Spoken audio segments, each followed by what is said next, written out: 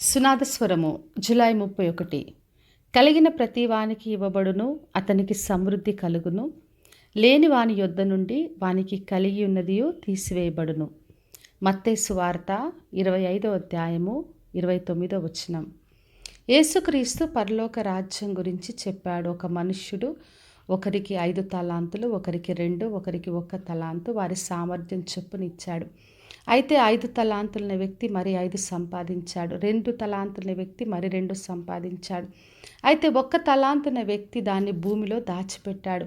మరి యజమాని వచ్చినప్పుడు 5 తలాంతులు 2 తలాంతులు గల వ్యక్తులను చూసి, బలా నమ్మకమైన మంచి దాసుడా, నీవు కొంచెంలో నమ్మకంగా ఉంటివి, నిన్ను అనేకమైన వాటి మీద నియమిస్తానని చెప్పాడు.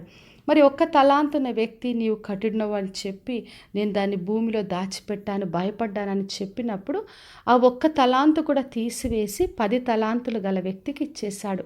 అప్పుడు ఈ మాటలు చెప్పాడు, కలిగిన ప్రతి వానికి ఇవ్వబడును, అతనికి సమృద్ధి కలుగును అన్నాడు. ఎవరైతే కలిగి ఉన్న దాని పట్ల నమ్మకత్వాన్ని చూపిస్తారో, కృతజ్ఞత కలిగి జీవిస్తారో వారికి దేవుడు సమృద్ధిగా దీవెనలు ఇస్తాడు.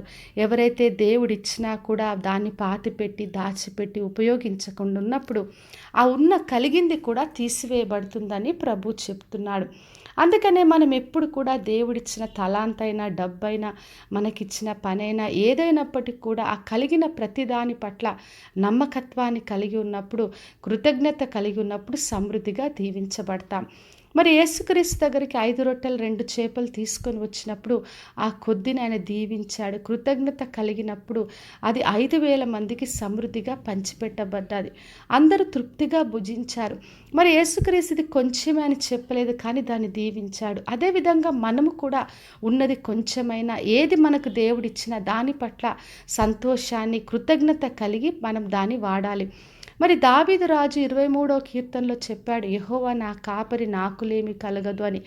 ఎప్పుడు కూడా దావీదు లేమిని చూడలేదు, కానీ దేవుని యందు సమృద్ధిని చూశాడు.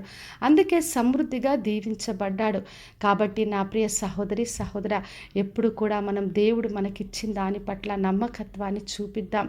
అప్పుడు దేవుడు సమృద్ధిగా దీవిస్తాడు. అంతేకాని ఇది లేదంటూ సునుక్కుంటూ గునుక్కుంటూ ఉన్నదాన్ని దాచిపెడితే ఉన్నది కూడా తీసివేయబడుతుంది. కాబట్టి విశ్వాసంతో దేవుని పట్ల నమ్మకత్వాన్ని చూపించి సమృద్ధి దీవెనలో పొందుకుందాం. ప్రార్థన చేసుకుందాం.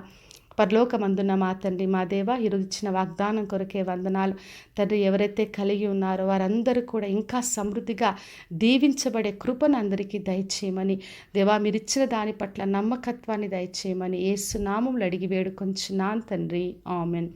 ఈ శుభవచనము వినుచున్న ప్రతి ఒక్కరి జీవితంలో నెరవేర్చబడునుగాక. నేను మీ ప్రియ సహోదరి మంజులా చరణ్.